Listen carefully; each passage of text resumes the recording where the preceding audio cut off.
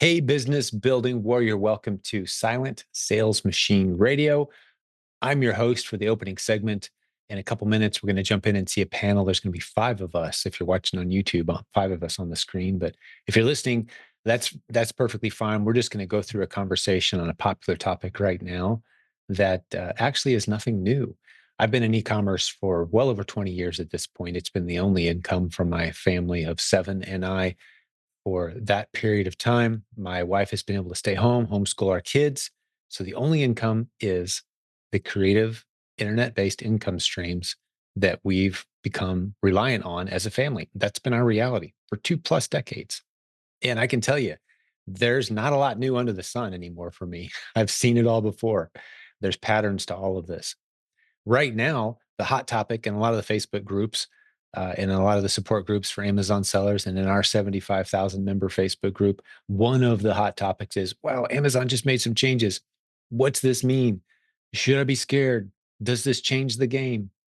And I just got to tell you, as a guy who's got 2+ decades here, this doesn't even raise my heart rate. It doesn't change anything. Nothing interesting or scary is even happening right now. It's not a big deal.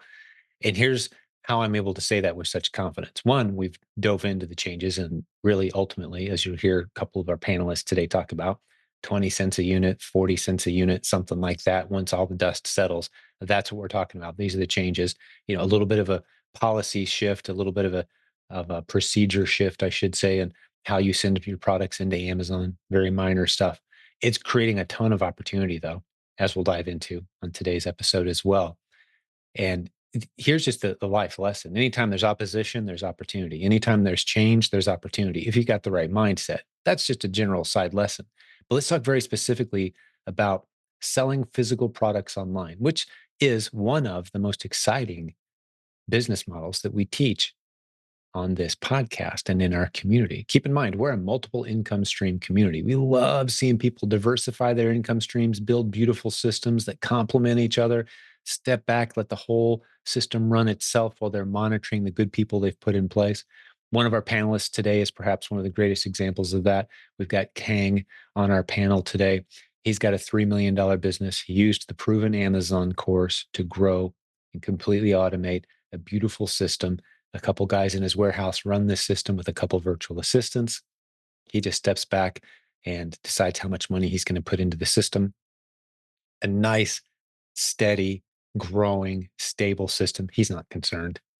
So he's doing it at scale. We've got many new students who are just coming into our community since some of these changes took place. Some of them are still in play.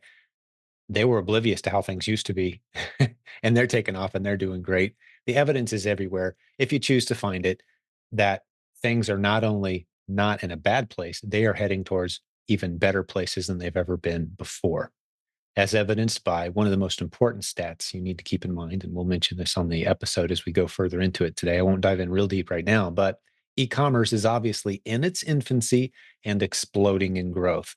Most of that's happening on Amazon. That's undeniable. The customers aren't going anywhere.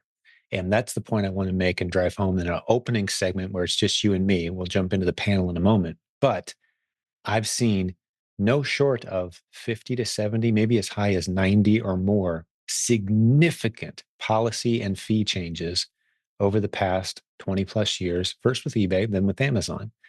And I realized very quickly after all the dust settled and all the noise was made and everyone complained and chose that occasion to maybe voice their concerns because they were picking bad inventory was the real fact, but they wanted to blame Amazon or they wanted to blame eBay. But what I noticed is the opportunity continued to get bigger every time. Why is that? Why can I be so confident that that's how this works out? Here it is. This makes total sense. And if you hang with me, this should make total sense to you. If Amazon makes changes, just like when eBay did back in the day, 15+ years or so ago when eBay dominated, when they would make a change, the only real question you need to ask yourself is, does this change or does this lack of a change, whatever, you think it either way, drive away shoppers? If it drives away shopping customers, now you need to pay attention and say, okay, where are the shoppers going? Well, 14, 15 years ago, shoppers started going from eBay to Amazon because of changes eBay didn't make. They very easily could have made changes that drove them away as well. It's not hard to imagine, right? Imagine eBay 15 years ago saying, hey, guess what? Every product sold on eBay comes with a $20 one time fee that someone's got to pay. It could be the seller. We don't care who pays it, but there's a fee tacked on top of every product, tacked on right on top. Who's going to pay it? We're going to charge the seller. Well, the seller's going to pass that on to their price. They're not going to sell stuff at a loss, obviously. So the price of everything on eBay goes up. Where do shoppers go? Somewhere cheaper, obviously, right? Well, Amazon's done a few things like that over the years. And every year, once or twice a year, even policy changes, fee changes, things that make everything on their site more expensive because the sellers pass those fees on and put it into their pricing. Nobody likes to sell stuff at a loss. So those sellers go away or they raise their prices. And now the prices are just higher for everyone. It levels the playing field. Speaking of leveling the playing field, though, one thing Amazon is doing right now that doesn't impact every seller, it actually only impacts experienced sellers, those of us who have been around a while. New sellers have a huge advantage right now. We'll talk more about it. There's a link in the show notes as well. You get hundreds and hundreds of dollars of credits on all kinds of different things as a new seller. Amazon wants new sellers, and they're evidencing that by they're giving you a break from a lot of the fee changes and a lot of the challenges of these some of these new policies they're rolling out. Saying, hey, if you're new, you don't even have to worry about it. So if you're new and you're thinking, man, does this change the game? Actually, yeah, it does in a way that's very favorable to you. You've got some big advantages now coming in as a new seller. Amazon wants more sellers. In the past, that was a question. Can be no question now. They're absolutely they're begging for new sellers to come in, help them fill the shelves because customers are buying stuff as much as they ever have. They're willing to pay more than they've ever been willing to pay before. And if you're skeptical of that, I've actually made 150 examples of products that I'm selling in my Amazon account way above buy box. I've captured the charts, the Keepa charts for all of those ASINs, and you can go view them if you'd like. I'll put a link in the show notes to that as well. And go watch through, scroll through, see them. It's incredible what people are willing to pay. They want speed over low prices on Amazon, millions of shoppers all day, every day. And once you understand these kind of lessons and you start to understand that there's always going to be something to complain about, but the opportunity is expanding so rapidly. And there's so many new angles and so many new ways to tackle this landscape of opportunity. And what we're going to hear from today is a panel of people on our team, leaders, content creators. I picked 4 of them who could show up on short notice and said, who's available? And we just say, hey, let's just have a conversation. And the conversation is around these new fees and policy changes that Amazon has made. What's the bottom line? How does this impact the opportunity? How does this impact your specific business? I'm talking to the panelists, right? We all have to kind of keep an eye and monitor these things. But at the end of the day, I'll let you in on kind of the secret of this episode. Once we've all kind of analyzed it, it's not going to be a big deal. It really isn't going to be a big deal. Actually, we're seeing some fee decreases as well. So the opportunity is as viable as it's ever been. We've got plenty of evidence to back that up. It's not just a random claim we're making. We got all kinds of success stories popping up. Yes, business means change, especially in e-commerce. It means challenges. There's a reason we call you a business building warrior, because you have to change, you have to adapt, you have to shift a little bit from time to time. You got to absorb those new policies, but it sure helps when you remember the shoppers are pouring in like never before. And Amazon is the bulk of the game as e-commerce grows from 18% of our retail economy in the US to 20, then 25 in the future, 30, 35, 40% of our retail activity. Right now we're still well below 20%. That's heading to 40%, probably in our lifetimes. The game's going to double in the coming 5, 10, 15 years. What are you going to do about it? You're going to sit on the sideline. You're going to complain about the latest fee change of the last 70 fee changes that have happened that ultimately the customers pay for anyway. Or are you going to stay in the game, stay creative, keep finding good inventory, maybe raise your prices a little bit, adjust your procedures a little bit, and keep plowing forward, as so many in our community are doing. All right, one little commercial before we jump into the content. And actually, I want to introduce our panel to you just a little bit before I turn them over to talk to you as well. But our conference, it may be sold out by the time you hear this. It has taken on a life of its own this year. So many people saying they want to come. We've blown past the 700 plus number of registrations. We're going to have to cut it off at some point. Get to theprovenconference.com if you want to come and be there with us in person in Orlando. If there's still tickets, it'll let you know. We still have a few scholarship slots available as of today. Those may be all gone, but get to the website, check it out. There's a link in the show notes. Again, silentjim.com has a link to today's episode, and jump in and you can find out all about our conference with 40 plus breakout sessions and hundreds of creative business building warriors like you who are using the internet creatively to launch and grow the income streams of their dreams. Can be a part of that. All right. So about our panel, we got Jimmy Smith today. He's the guy who systemized replens for our community, built a beautiful business, really broke it down into bite-sized nuggets several years ago. Replens came from this community, and Jimmy's the guy who systemized it for us. And thousands of lives have been changed forever because of this strategy that was developed for finding and serving the underserved shelf space at Amazon's hundreds of warehouses around the US. It's a great business model. It's where we start most of our new students, the vast majority of them. So he's going to give his insight and input onto the changes that we're seeing. We've got Kang Dang, who I already mentioned a little bit. He is the one with a $3 million fully automated business. All he does is swipe down to check his stats when he feels like it, based on the training that Jimmy created, the Replens system. And that's his business model. And he's not scared, as you'll hear in just a moment. So he's doing this at scale. We've got one of our newer coaches, newer success stories on our team, Grant, who's been on the podcast not too recently, talking about his perspective on how it's changing his business. Yeah, there's some changes there. Yeah, there's some new fees there. Yep, he's raised his prices a little bit. It's changed how he sources a few different ASINs. But other than that, calling it basically something that, yeah, we're going to get through, especially as the community absorbs these changes, the new tools and policies and procedures kind of get sifted through. This is going to be a distant thought a month from now. That's kind of his perspective. And then Nathan Bailey, my right hand man. If you didn't know this, you haven't heard us say it in a while. Nathan's been with me for over 20 years. We now have the longest running e-commerce coaching company in the world, to our knowledge. Maybe someone's been doing it longer. We'd love to hear if you know of someone who has. I've been saying that for a couple of years now, and no one's come forward. So let us know. I would love to be corrected if this is an inaccurate statement. But 20 plus years, nearly 10,000 students served in our e-commerce coaching program. We used to be all about eBay. We transitioned to Amazon as our core starting point for our coaching about 14 plus years ago. And now we're just rocking it. We love it. We've got so many great students coming into our community each week. We're turning them into success stories. A lot of them become coaches on our team. We got 60 coaches now at this point. It's just a beautiful time to be in e-commerce. The future looks very bright. The trends are in our favor. People are shopping online more, not less.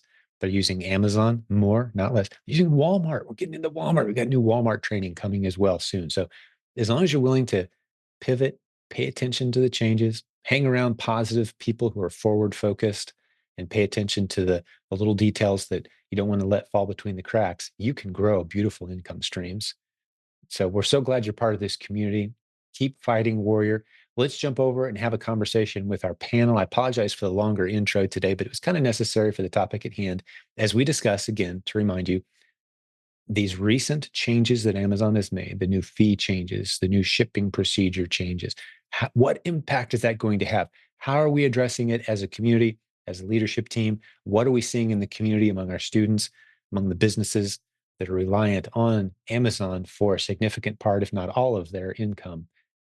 How are we absorbing these ideas? So let's jump over and have that conversation with the panel. I hope you enjoy this. Last little thing. If you like this panel, please let me know. If you prefer the interviews, let me know. Tell me what kind of episodes you want more of, and we'll do more of it. This is your show. It's here to serve you. So let me know after you've listened to this episode what you think. And we'd love to adjust our strategy based on the feedback from the listeners. Don't forget to subscribe. Don't forget to leave us a review. If you haven't left us a 5-star review yet on iTunes, that would be a huge favor to us. We love seeing those pop in. If you don't have anything nice to say, as Mama always said, don't say anything at all. Hey, but give us a great review. That really helps us spread the word. And if this show isn't for you, yeah, you don't have to listen to it. Obviously, you knew that, right? But we'd love to have you help us out if you don't mind with a review, especially on iTunes. We'd love seeing those pop in. Give us your thoughts. All right. God bless you, business building warrior. Let's jump over and talk to our panel. So, hey, team, welcome to the podcast. Good to see you all. Hello. Hey, good to be here. Hey, how's it going? We assembled a good group tonight, like I said in the introduction, to tackle some of the hot questions in the community. And I'm just going to go ahead and start kick it off. Kang, why don't you go ahead and take the question on the floor, which we're going to start with is, there's been a good handful of changes lately, let's say the past few months at Amazon, fees and just restructuring what's required to send in shipments. How big of an impact is that having on your business? What's your take on it? And maybe start with just describing your business a little bit. I may have hit that in the intro a little bit, but fill us in just a tad. Yeah. So my business is pretty much everything you can do on Amazon. So I do OA, some RA, wholesale, a bunch of wholesale, a little bit of private label, branded bundle. So I do it all. And in terms of the changes that are happening, Amazon introduced a bunch of new things, new fees. We have the inventory placement fee, which is causing a lot of shipment splits. We have the low level inventory fee, which is a bit of a mystery. There's some kind of formula. I mean, they tell you the exact formula of how they do it. And there is a way to monitor it as well. And we can get into that if you like. And am I missing? There was another one, right? Missing one. I think there was a fee or something that they just did again, high level return fee or something. But in terms of impact, it is definitely a fee increase. We do see that, and it's hard to gauge the low level inventory fee, which they're giving us a 30-day grace period at the moment. But for the inventory placement fees, we have played with pretty much all three of the options. So you have the optimized splits, which is the free option, but it causes a lot of splits. The partial split option, and then the minimal split option, which kind of consolidates everything into one or two fulfillment centers, but is the most expensive option. We played with all of them, and from what I've seen, is the optimized split shipping option is by far the cheapest because those inventory placement fees are pretty hefty. But after doing the optimized splits for, I would say, probably 2 weeks now, I see an average. So just to give a bit of some numbers, my average per unit, I don't do it by pound, I just do it by unit to make it easy, is about 10 cents per unit. And now it's going up to about 50 cents, which sounds like drastic. But so we're talking about like a 40-cent increase per unit, which in the next 4 days or so, Amazon's doing the FBA fulfillment fee reduction by, they say on average, I believe 20 cents per unit. So we're talking probably maybe a 20-cent increase per unit. I mean, it's every year Amazon increases their fees, so it's really not that much different. It's just a new way for them to increase their fees. And to me, I think it's really not that big of a deal. I mean, increase your sales price by a smidge, to make up for it. Yeah, that's kind of my take on it right now. We'll have to see what the low level inventory fee, like how that affects us as sellers with a little bit more time. But for now, I don't see a major change that we have to do in our business other than it's just causing a little bit of a logistics change, and that we're just sending to more locations versus used to being able to toss everything on a couple pallets and sending it to Dallas. So that's kind of my take on it for now. Yeah. Great overview of your business. I'm sure we'll dive into more details here in a couple minutes. And thanks for reminding us that the FBA fee is about to drop here. As we're recording this for a few days on the early side of April 15th, which is when that fee decrease comes into place. So you don't hear as much about that, but it's going to be significant and it's going to help offset a lot of this. But yeah, Grant, let's just get into to your story, my friend, and hear a little update from you, how it's impacting your business. What are you seeing? What's your forecast? Yeah, so I think the thing that's making these fees a little bit different and people being a little bit, I guess, more scared is probably just a good way to talk about it, scare what it might do to their business, is because the fees are not as straightforward as the typical fee increases that you have every January, where normally it's across the board, it's what to expect right when you're buying it. Hey, it's going to be an exact, this percentage increase this year. And you can set your calculators to do exactly what it is that the price increase is going to be. And it really doesn't change business at all. The thing that makes this a little bit different is it affects different sellers differently. So I love that Kane gave his math of he saw an increase of 40 cents per unit on his. And I think, and King, you do a lot of like full truckload and less than truckload, right? Am I right? We haven't done full truckload in a while. We've just been doing a lot of LTL, less than Okay. truckload. Yeah. So you can see how someone that does, LTL and used to send that all to one place, like it affects him differently than someone that I still do, standard small parcel. And for me, I've had mine increase as well. And I think I broke down the math, and it's about a 7 to 8 cents per pound increase, for me. So the fees haven't gone up per unit as much for me. And with these 20 cent fulfillment fee drops, I might actually be saving a little bit of money. Of course, I'm sending in shipments of, over 1,000 units each time, and that does make a difference too. But there's things they're having for new sellers that are helping offset that. There is a new seller discount that you get where the typical one is you get $100 for just standard shipping. Your first $100 of shipping is free. They've done that for a while. Now it is for brand new sellers, and if someone remembers the specs more than me, but I think it's if you started your first FBA shipment in 2024, you get $400 of credits to go towards the inventory placement fees. There's actually a link, Jim, I think that you could add that will take them straight to their dashboard that tells them, hey, this is what the credits are. This is how much you've used. This is how much you have more to go. And so for a new seller, man, $100 of shipping fees plus $400 of placement fees credit, like you got several months to Yeah. ramp up your inventory Yeah. before you're even paying for that. So there's those things that help small sellers and people just starting off. But at the end of the day, after you do a few shipments, you can do your own calculations just like me and Kang do. And then you can adjust your, whether you use Seller or Seller Amp or whatever it is, you can adjust your calculator that you use so that then you do know what to expect. And so my calculator went from 25 cents a pound to 35 cents a pound. I did increase that. And then now I know that when I'm buying something, my metrics will be accurate as far as how much I'm going to pay for shipping. If I keep doing the math and the math changes and it starts getting more expensive, if they start sending it more to California, then I can adjust my numbers. And then still know when I make a buy what's profitable. So it's on the front end, it's scary because we don't know how much it's going to affect each individual seller. But on the back end, you just adjust your settings and then it's business as usual as far as, finding new ASINs. Very good. Yep, love the summary, and we'll dig into that maybe a little bit more. Some of the things that you guys have already shared, but I just want to make sure, since there's five of us on here today, that we give everyone some time to kind of reflect on their take on the situation. And let's move to Jimmy next, and just see what you're hearing and uh, what your input is on top of what we've already heard. Yeah, so there's a lot of detail there. I think that it's really well covered for sellers that are trying to figure out, hey, what do we do now specifically in our business? How do we analyze these things?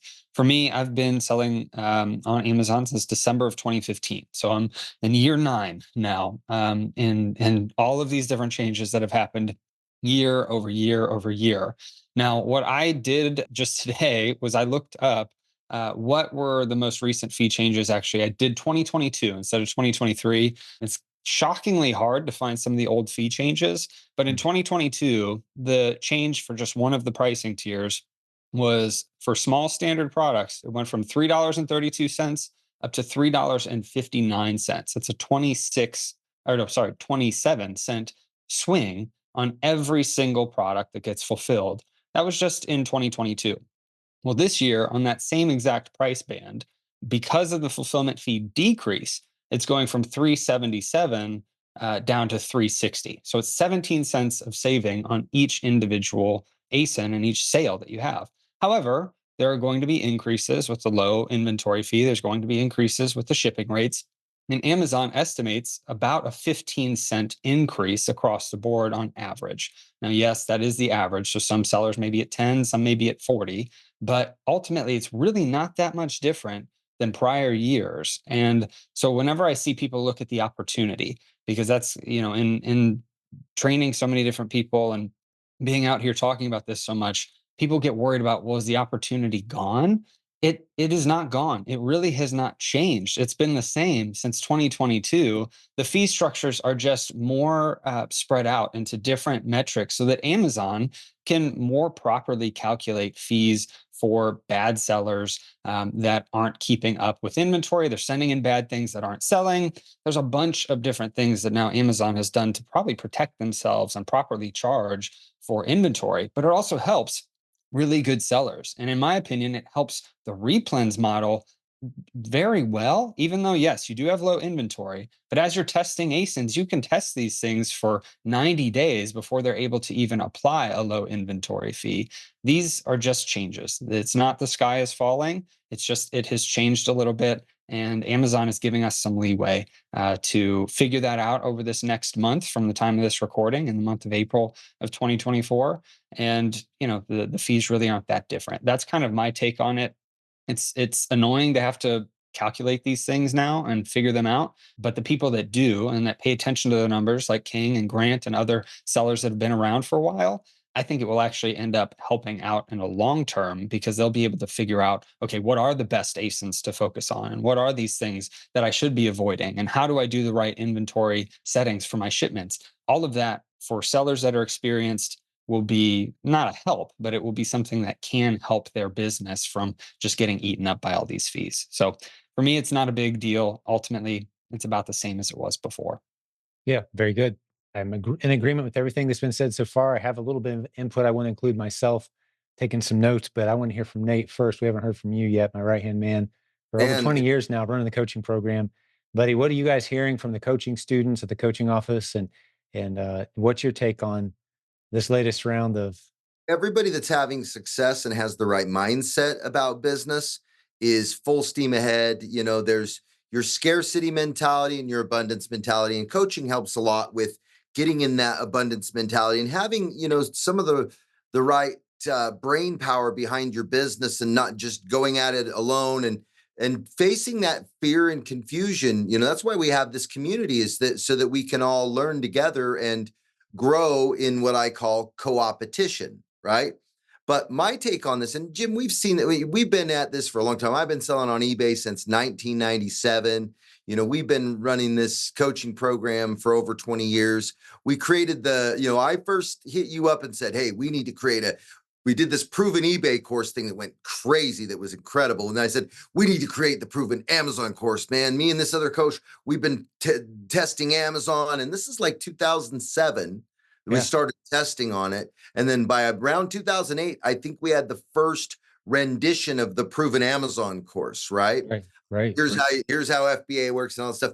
And since then, I mean, how many times have we seen a change or a fee increase, or, oh my gosh, the sky is falling, or, this sort of thing, right? And one thing that holds true, and you've said it, you really highlighted it, and, kind of made me think differently about it, is as long as Amazon, right, is not scaring the customers away with things that are penalizing customers, there's always going to be an amazing opportunity.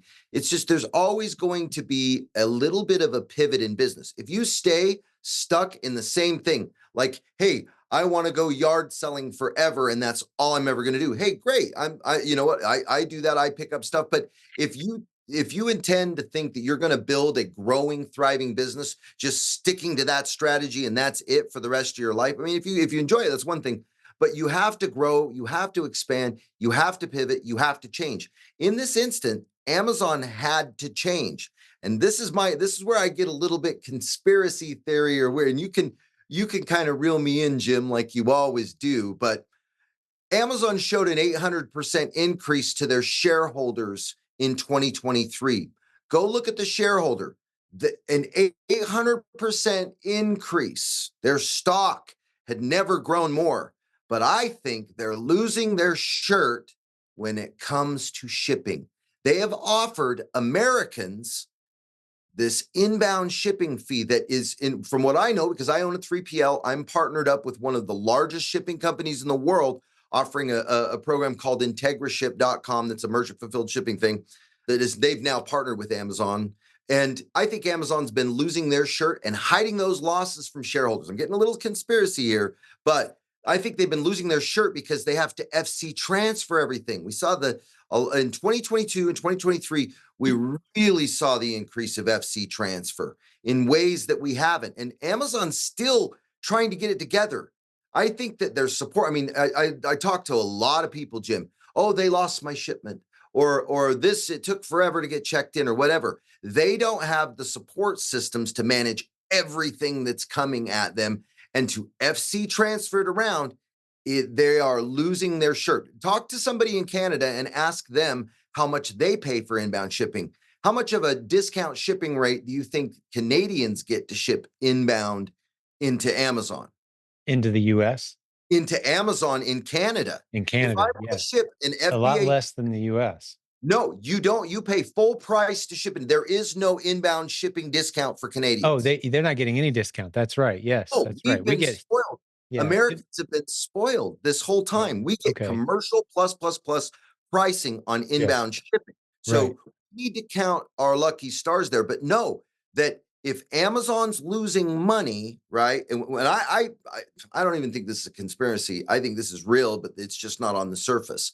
On inbound shipping fees, on warehousing, on everything that it takes to run the largest company, that the largest employer in the world. They are the largest employer, right? The cost at doing all of that, they had to increase the prices. You can't get it in your mind that Amazon's out to get me, right? Or they don't like sellers, because it's not true. We're the lifeblood of their business. They told us that at Accelerator this last year, Jim. They Yeah. they came short of really kind of overselling themselves on that aspect, because they don't want us to know that, no, we control the market. When we were teaching people eBay and Amazon came along, we led a mass exodus of people away from eBay to Amazon, because eBay was legitimately dropping the ball in ways that we couldn't justify it. It made it very difficult for us to say Amazon or eBay is the absolute long-term viable thing. And I still sell on eBay every day. Don't get me wrong. I love eBay still, but there were some cultural things that happened. But Amazon, I expect for Amazon to improve their systems through this. If they can avoid showing shareholder losses, their stock keeps going up, their profit keeps going up. And when you own a business, you realize that there are broken systems everywhere. As you move forward, expand and grow, open up new cans of worms as you go along. There's some very smart people at Amazon. And I think that this, for the replens thing, what it does is it gets the products into the fulfillment centers closest to the customers faster. That's the whole, if you understand the whole reason and justification that Amazon has come out saying that they're making the changes on the inbound shipping. We'll address that first, right? The faster it can get to the customer, the more it's going to sell. That's the number one thing that customers are actually looking at, is when can I get it by, when they're making their buying decision now. It's not how much am I paying for this? It's how quickly can I get it? So if you're willing to pay the price, if you're willing to split up your shipments and get it out directly to the FC centers, instead of saying, hey, Amazon, I just want to ship it in to get the lowest shipping rate, and then I want to wait 3 weeks before it gets checked in, sometimes 4 weeks, and on LTLs, even longer, right? And so you have to realize in the game, if you're doing online arbitrage, the quicker your inventory gets in to the warehouse, the better chance you have of selling it before the price tanks on it. Mm-hmm. It's a reality. Yeah. So these changes are actually better than most people realize. It's a good. They're not. Amazon makes very calculated decisions based on the simple premise of providing the best possible experience, not to the sellers, to the shopping customers. And they know the rest of it will all work out if they can create the best possible experience. It was inconceivable 20 years ago that a company would exist at some point in the future that could have pretty much anything that you want on your front porch within an hour or two. You could jump online, click a couple buttons, make the process happen. They've built that company. If you live in a major metropolitan area in the US, that's what they've got now. And we get to be a part of that. And there's expenses and fees associated with it. But here's my simple take. Like, I can explain my take on, I've had the exact same take for about 18 years on every policy and fee change at eBay and Amazon. I'm like a broken record. It takes me about 30 to 45 seconds to say it. And it explains every single time, every single change that we've seen. My first question is, does this impact all sellers or are they just picking on you? Well, they're not just picking on you. This impacts everybody. We're all going through this together. Kind of like inflation. Inflation isn't just picking on you and your family, it's picking on all of us. It's affecting all of us. Every policy change at Amazon. And you can say, well, it affects new sellers more than old sellers. But across the board, it's a 15-cent change, 20 cents, whatever it ends up being per unit. Okay. It affects all of us. So then the only question, which you already pointed out, Nathan, that's left for us to ask is, does that make the prices on Amazon high enough that they're going to scare away shoppers? Yes or no? There's absolutely no evidence that Amazon is scaring away shoppers with their new higher prices that we're all going to have to charge. So that means the only conclusion left is this does not change the game ultimately. Like Grant said, we're going to have to change some calculations, change the tools. The tools are going to have to adapt. People smarter than any of us are already working on that. By the time the new structures settle in, there's going to be solutions that float to the top. You adapt those solutions, you pivot a little bit in your procedure, off to the races. And with the time I have remaining here to kind of make the point I want to make, I had an interview today for the podcast. That episode may have already come out. I'm not sure when it'll be, but it's a gentleman who's been in our community for 3 months. That's it. He did Amazon for 10 years with another strategy. He was scanning barcodes and going store to store and, got burnt out on it, wasn't profitable enough, shut it down, stopped Amazon for 2 years, found our community just 3 months ago, got into the proven Amazon course, ramped up. He did $25,000 last month in sales in his third month at about 20 points of net margin. And he's loving it. Just blows his mind, the opportunity. He has no point of reference about, well, 6 months ago, that wasn't like that. He just started. He's finding good ASINs. He's got a book of 150 or so great replen ASINs, and he's off to the races, having a blast, napping his future in e-commerce, totally bought into what we do around here. So something you hit on, Nate, that I think is important. Who you're listening to and mindset matters a whole lot. And that's something I love about this podcast too. This is the last point I'll make and I'll open it back up to the floor. But one thing I love about this podcast is, we've been doing this since 2016. There's been 25 sky is falling moments in the years that we've been doing this podcast. And within a few weeks of oh no, the sky is falling, Amazon just did blank. I mean, we were legitimately concerned. It's been about 6, 7 years ago, Q4, Amazon came out and said, no new sellers. The ripple effect. I mean, we had people freaking out. Like, I was getting ready to start in the new year. That means I can never sell on Amazon again. This is terrible. They're trying to get rid of. That was legitimately the first time where anyone could make some sense saying Amazon's trying to get rid of sellers. They're like, are they? Are they going to get rid of? Are they going to go on the chopping block next? Anyone who's not performing? Like, that was scary. People were freaking out, losing their minds. 6 weeks later, okay, guys, we're back to normal. We need more sellers. We need more inventory. We need more people helping fill the shelves around here. Back to business. And that scare came and went, right? And that's the last time I remember personally thinking to myself, man, that's kind of a big deal. This is scary. Since then, they're little fee changes that affect all of us. They're little policy changes that affect all of it. You pivot, you move on, you keep finding good test-worthy ASINs, you keep climbing the rungs of opportunity that we've mapped out in this community.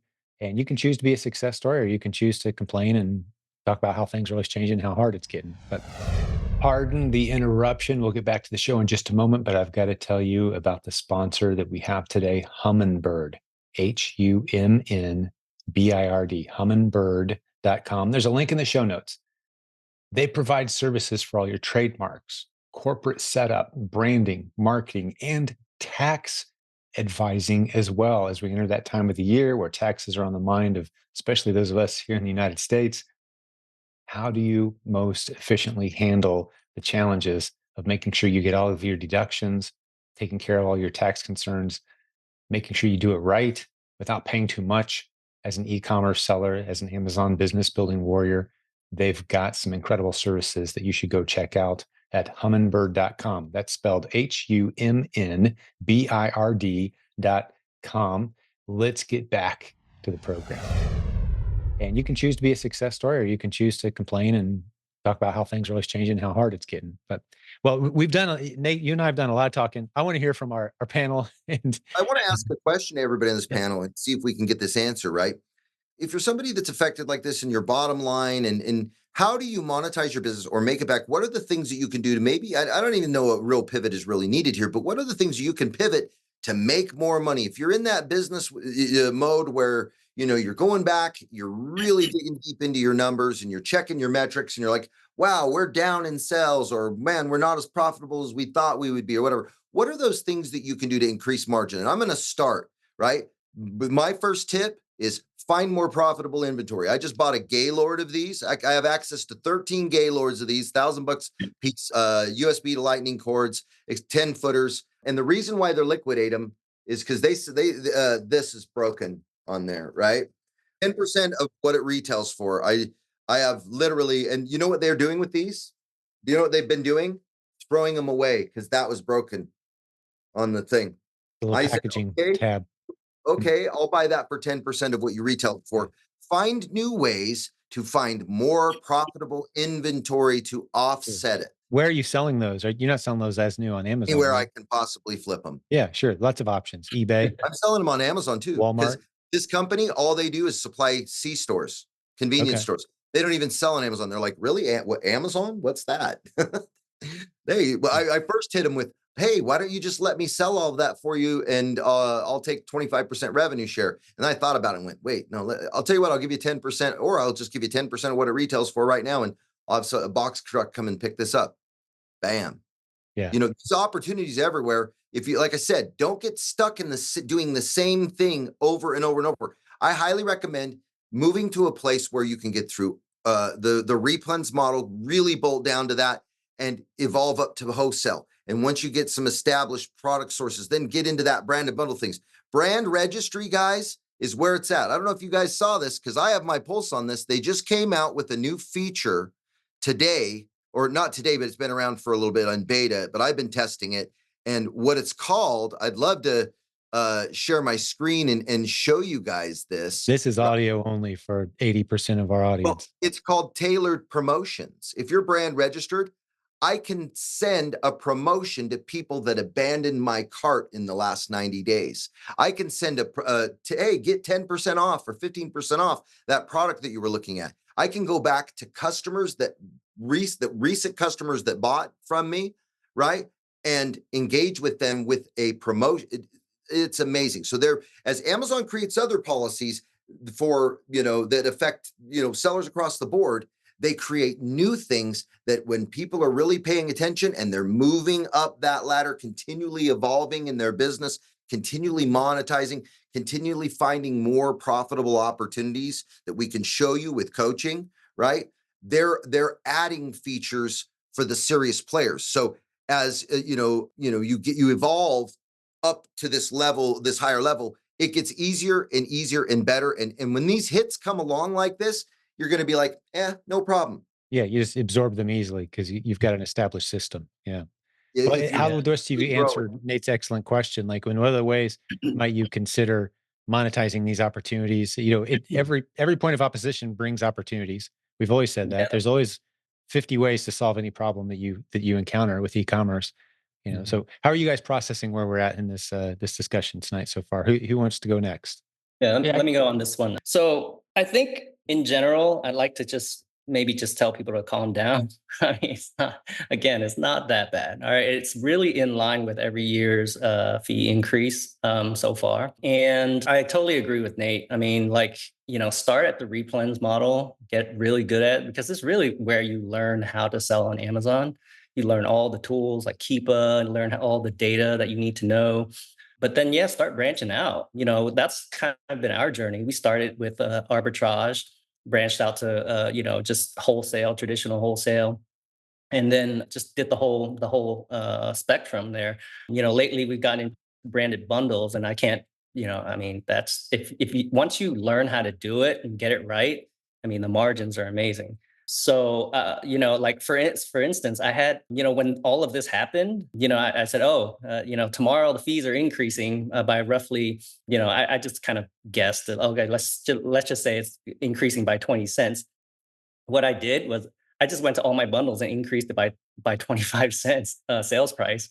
And I was like, oh man, they're still buying it. I should have increased my fees a long time ago, So I mean, a lot of like my bundle listings, like they're not even affected in terms of the arbitrage and the wholesale. I mean, you really just got to evaluate. Like, I mean, are your margins too low to begin with? You know, like if you can't handle a 20-cent hit, maybe your margins are just too low to begin with, and maybe you need to start branching out to higher margin opportunities. You know, start building relationships with brands, and that's another thing I wanted to bring up is I'm going to start to focus heavily on reaching out to brands to get exclusive wholesale because a colleague of mine, we were just speaking the other day, and he that's what he does. All he does is reach out to brands and try to get exclusive or semi-exclusives.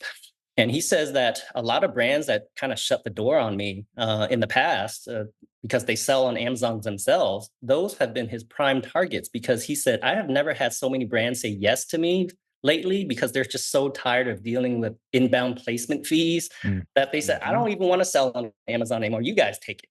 Right. That's So so it's kind of good. like, yeah, it's like first come, first serve there. So it's That's the so good. opportunity is could be huge. Could I just echo what you just said and say it in my own words? Because that is a really big deal, what you just said.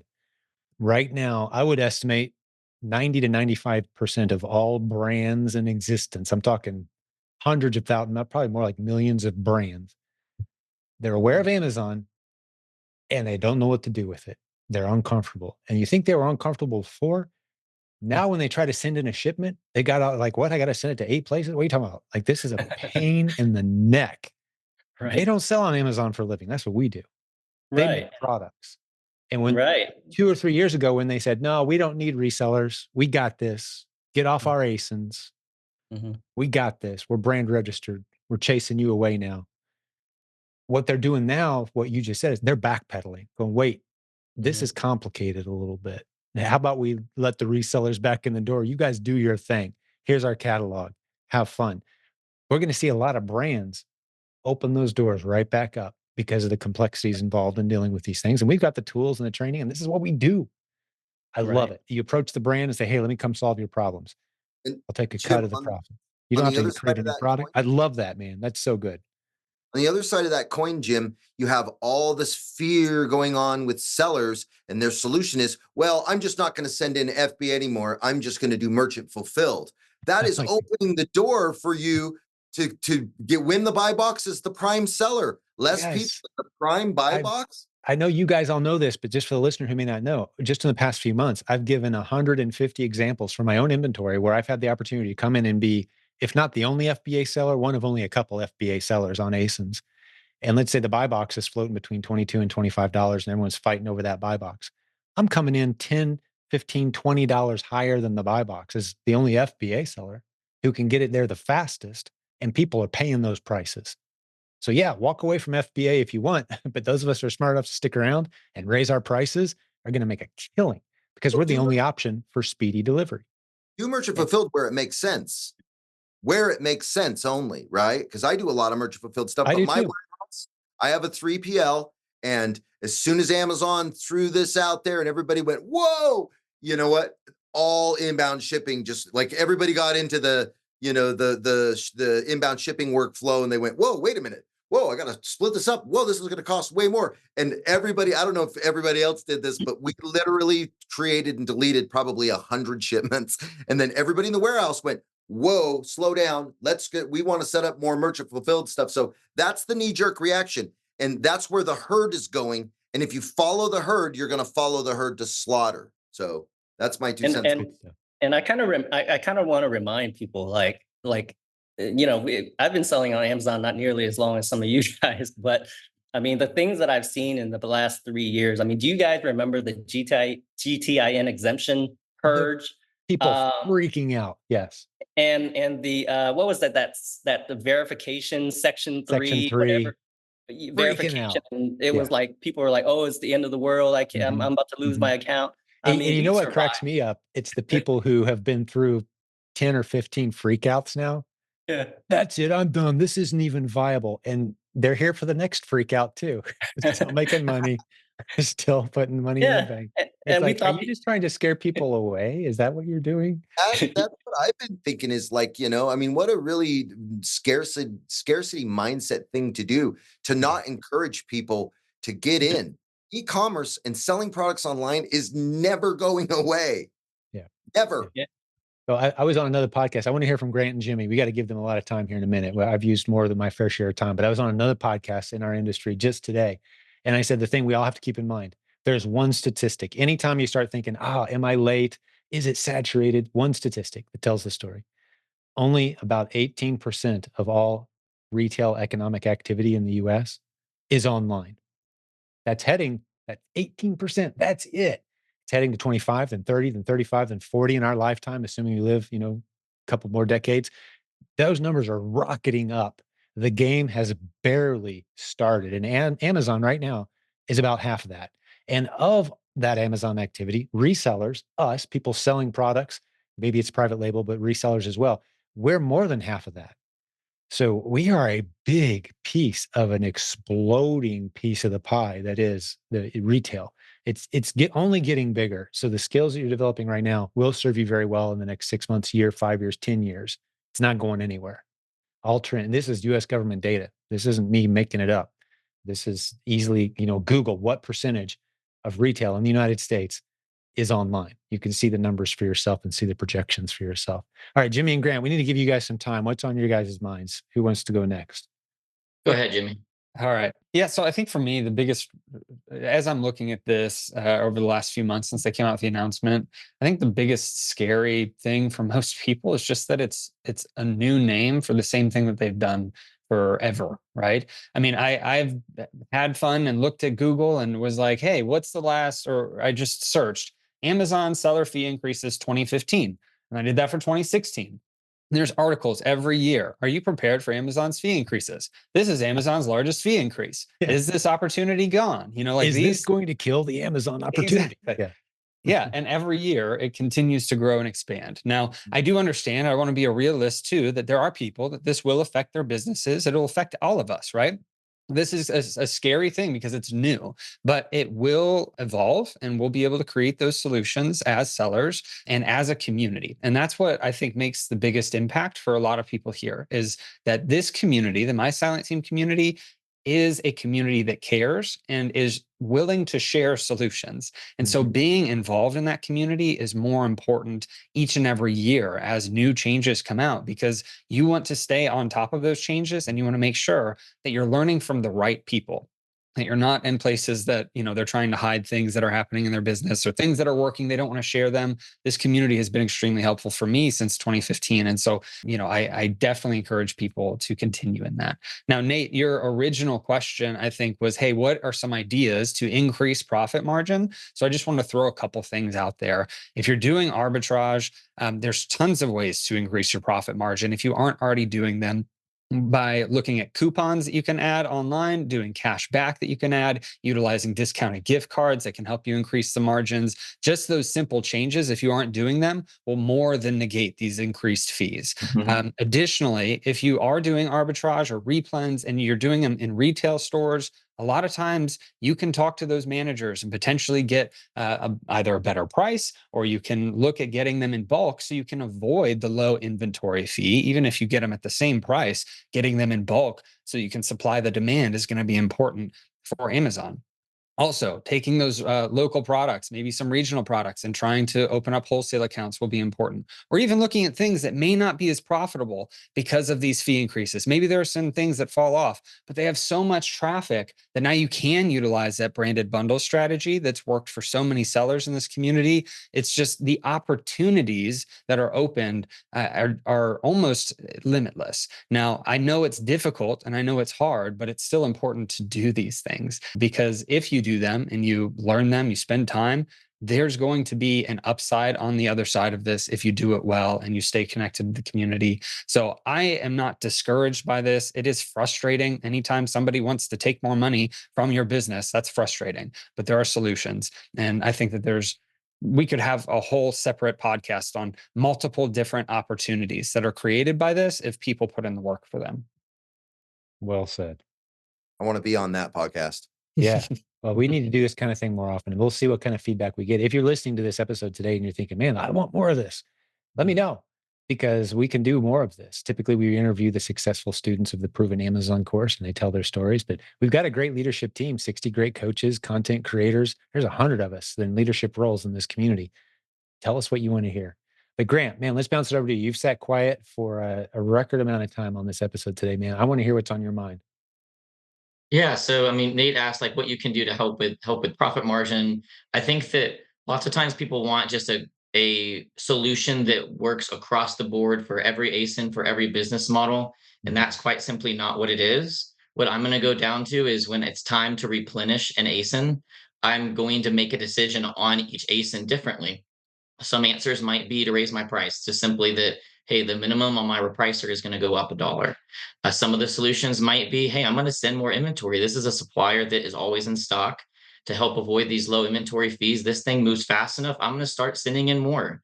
Some of them I might look at it. Maybe the dimensions are too big with the increased fees. And hey, maybe FBA isn't it? Maybe this one can be merchant fulfilled. Then I might look at some and be like, I don't know if Amazon is the one for this. Maybe I'm going to throw this on my Walmart catalog, right? So there's multiple solutions for all of the current products we're doing, and we just have to pivot possibly a little bit on how we're selling it. And I would say the answer to most of those is in the first two. Either I'm going to raise my price, maybe send in a little more, or just change my approach a little bit, but still send it in. A lot of that is not going to change. And I think even sellers that are staying in just the replen space, I've shared several times on the podcast, I don't do anything fancy besides online arbitrage. And I walk into Target a few times a month. That's it. That's basically what my entire business is. And over the past couple months, I've had my best months. I don't think it's a coincidence that I think there's a few less people that have been on FBA for the beginning of April and in the end of March, possibly because of these fears. And like others have said, that is going to increase my buy box opportunity. I will be able to increase my velocity, and so leaning in to these opportunities, finding ways to make it work. Uh, Grabbing onto things where if you have a repricer, when they roll out these conditional repricers of, hey, do you want your price to raise up when you're incurring these low inventory fees? There's going to be software that does that. I'm sure Jimmy's going to have stuff on Replan dashboard that allows you to see, hey, what's being charged and what is it? Hey, maybe I should raise this price on that. All these tools and all these calculators we use are going to adjust.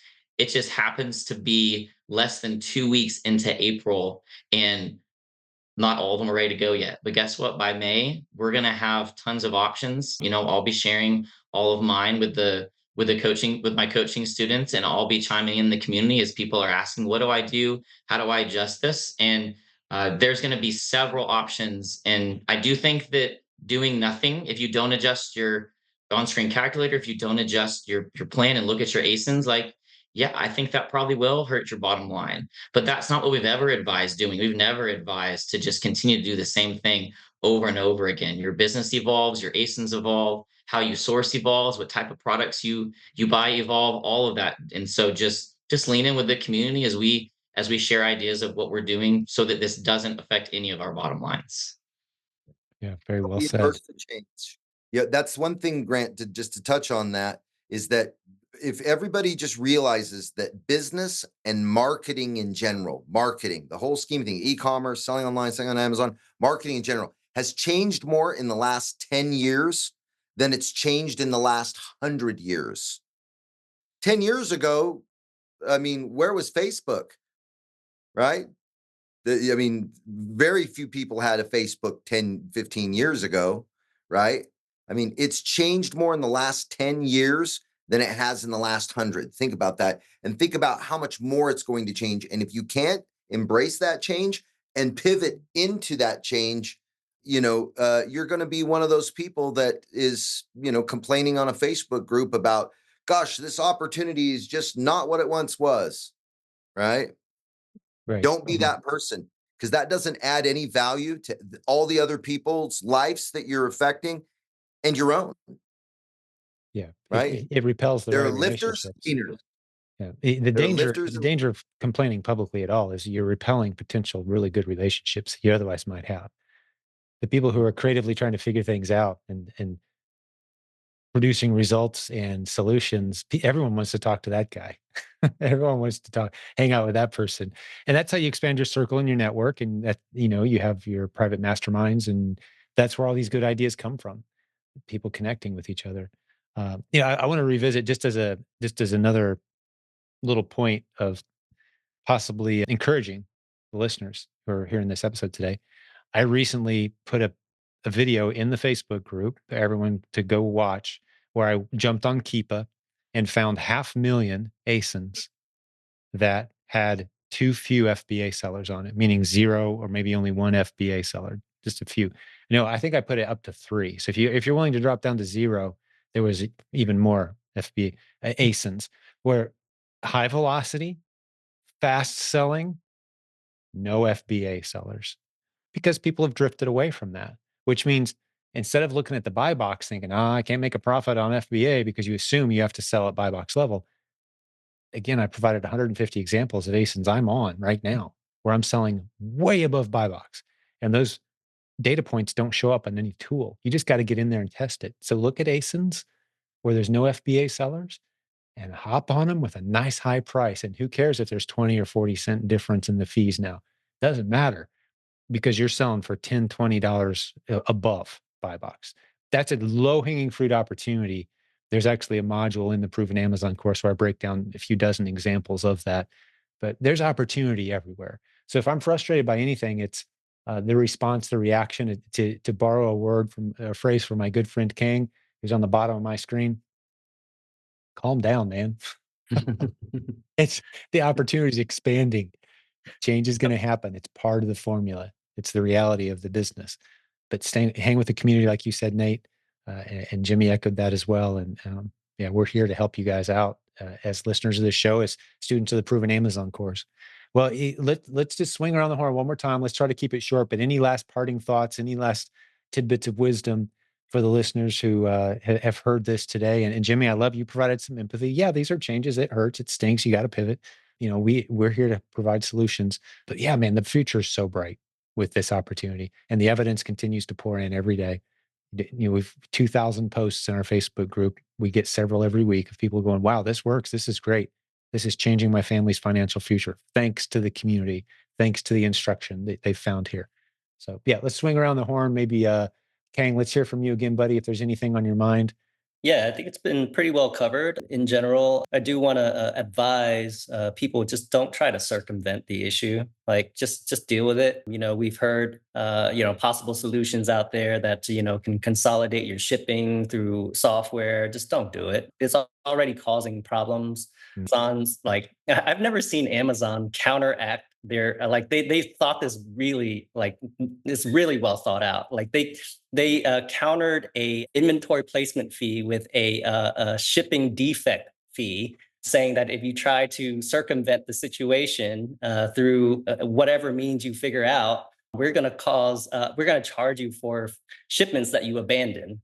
I was like, wow, they They jumped really, on that fast.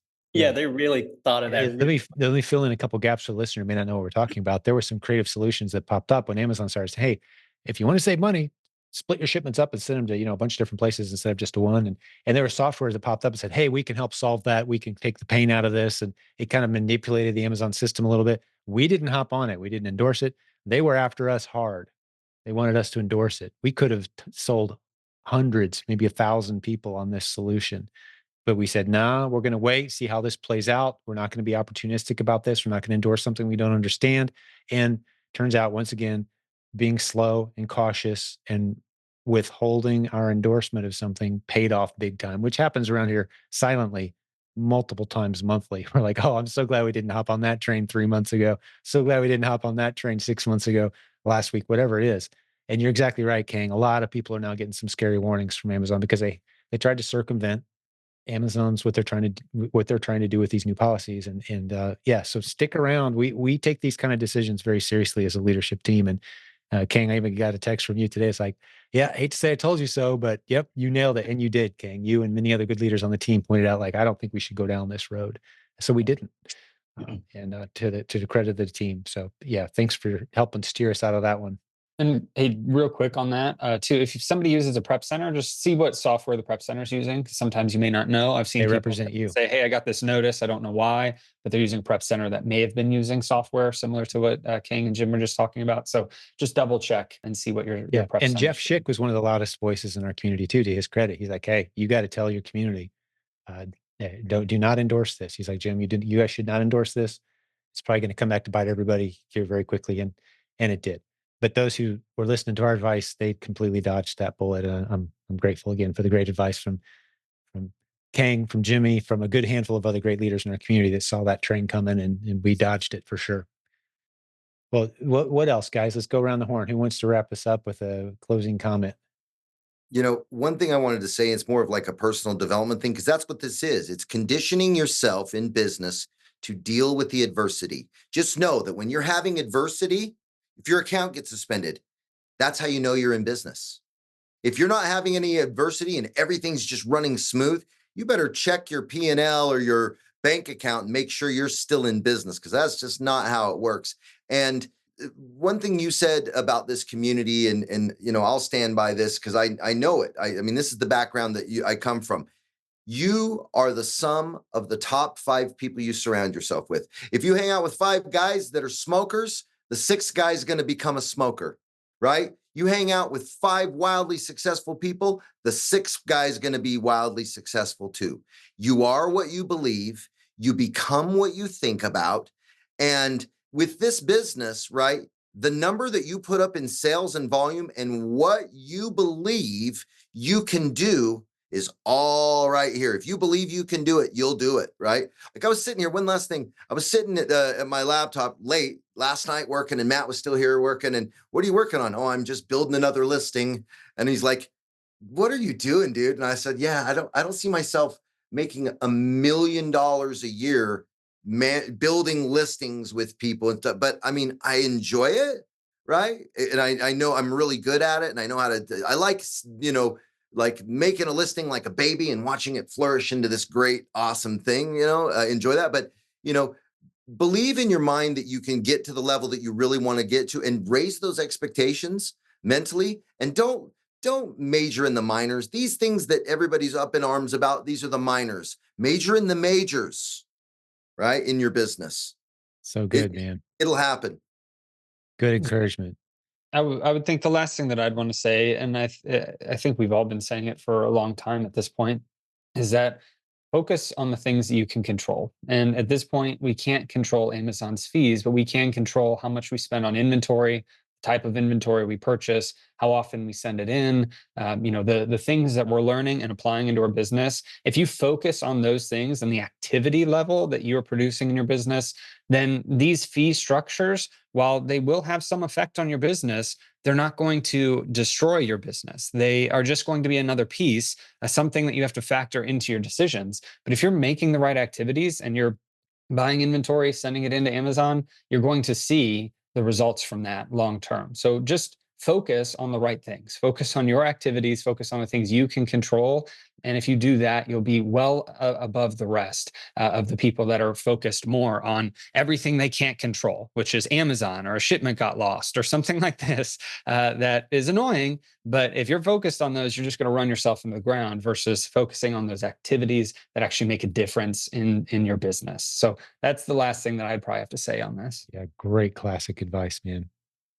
Yeah. And I would just add, just don't be afraid to ask for help. When I have a coaching student that leans in and is willing to be vulnerable and share, like Grant, like I had a rough year last year on my profit margin, like help me figure out what's wrong. And whenever they do that, and we're able to look at their numbers and look at the data, we're able to always make a plan on how to flip that and turn that around. And I'll say a phrase I say to my kids sometimes: it's okay that you're not okay. It's not okay to stay not okay. Ask for help if you have a question, if you don't know what to do, how to navigate this, and if these fees are affecting your business, put a Facebook post about it. Ask for suggestions, and there'll be all 5 of us might not chime in, but there might be 20 more that chime in on top of whoever sees it, and that's what this community is for. So this isn't the reaction might be quickly to walk away, to run and do something else. Before you do that, Ask for help. Hey, what are you all doing about this? Anyone else sell a lot of shoes? How are you handling these shipping charges? And you're going to hear responses from sellers that are doing the same thing as you and are successfully navigating it. Don't just walk away, ask for help. Yeah, I love it. And I love the idea too. I think my final comment would be uh, an observation of just how consistently I'll hop on the phone. Maybe it's a struggling coaching student, right? I'll hop on the phone with them and I'll say, "Tell me about your network of people that you're closest to, that you interact with on a regular basis." And it's a loaded question because I know the answer. 95% of the time, the answer is, "Well, man, I know I should be doing that, but I've just been trying to plow through on my own." Like I don't have time for that. That's the problem. If there was a, if we could draw a clean line down the middle of our community and put people who are thrilled and making money on one side and people who are struggling and upset and not sure and, put them all on the other side of the room, regardless of what courses and training they've taken, regardless of where they are in their business development journey, but just, divide them down the line. The cleanest line we could draw without asking them how their business is doing that would produce the same result, the cleanest question we could ask is everyone who is engaging in relationships in this community intentionally and growing their network of people that they talk to on a regular basis, asking questions, bouncing ideas, brainstorming, serving each other, saying, "What are you working on? How can I help? How's business?" Everybody that's doing that, go on this side of the room. Everybody who's not doing that, go over there. And we've made the two same groups with a high degree of accuracy. We've made the exact same two groups between the ones who are struggling and the ones who are building because that's a requirement. It's just a requirement, and you hit on that, Grant, and Nate, you hit on it too. Your network, the people you're hanging out with, you're gonna be the 6th smoker if you hang out with smokers. You're gonna be the 6th complainer if you hang out with complainers. If you hang out with people who are figuring it out and creating solutions, you're gonna be the person who's figured out and creating solutions. Who you hanging out with is a better question than how's business almost, because it gets you the same answer every time. And so that's what we're going to keep encouraging, be in relationships, find a small mastermind group, people you can meet with on a regular basis. There's intimacy in that small group, kind of what we're doing here, but do it with a group of people that you can trust and open your hearts up. One of the things we're doing at the conference this year, again, that we did last year with a ton of success, just had a podcast guest here a couple of weeks ago. We established a mastermind group with her as a VIP attendee of the conference. That group still meets on a regular basis. They're great friends. Their businesses are doing well. She doesn't know what she'd be doing without them. We launch groups like that all the time around here. You need to be a part of a group like that. That's a great solution. That'd be my final thought here. But one thing I wanted to extend, Jim, is yeah. if you have questions, right? If you're like, you know what? If you want to ask me that question, how can I increase the margins in my business? Go to jimcockrumcoaching.com, call the 1-800 number at the top of the site, ask for me. You'd be blown away at the access that you get to people like Jim. If you're a coaching student, you get Jim Cockrum's phone number, and I've personally texted every coaching student for the past probably 3 or 4 years. And yeah, I hear from we them. love what we do. Call me up. I'm happy. If I'm not available that time, leave a message. I will get back to you. And let's have a conversation. You're interested in brand and bundles? What are the things that you could that you specifically can do to increase the margins? Because everybody's a little bit different at a different place, has a different entrepreneurial fingerprint. And I've talked to thousands of people, helped thousands of people, and I live for this community. This is my heart. And if I can help you and you can attribute any success to something, maybe one thing I told you at one point in time, man, that is like my joy and my mission in life. And I believe what God has put me here to do. Yeah. Yeah. Well, we're the oldest e-commerce coaching company in the world at this point, 20 plus years, man. And it's something to be proud of, but it's not just how long we've been doing it. It's the number of lives that are being touched by this community. And you and I, Nate, stopped being the smartest guys in the room a long time ago, but we recognize the power of having a big stage and letting people who've proven they've earned a spot on that stage step under the spotlight and share with all of us and teach us what they know. That's where Jimmy came from. That's where Kane came from. That's where Grant, the guys on the screen here, that's where our 60 other coaches and our 35 other content creators have come from. People who learned what we do around here, run with the ball further than you and I ever could have, and taught us something as they did it. And it's a special community to be a part of. And I'm just grateful for all the men who are shown here and all the other great people on our team who have built this community. And this is your community. If you're listening today, you are a part of this to the degree that you want to be. The doors are wide open. Come on in. We're here to help you out. Well, this is a good place to wrap up. I appreciate all you gentlemen. This is a late evening podcast. I don't know when the listeners listening to it, but we all kind of pulled ourselves away from a long day and then plopped ourselves into this thing at the end of a long day. So you guys have really given us some great time. I really appreciate it. And the listeners who were here to serve, thanks for hanging out with us today. I think I'm going to just go ahead and wrap it up right here. God bless all the business building warriors. We're in your corner. We're praying for you. We're here for you. We want to serve you with excellence. Come be a part of the community if you're not in it yet, and just find out for yourself how special a place this is. All right, team. Appreciate you guys. We're going to wrap this one up. Bye for now. Bye.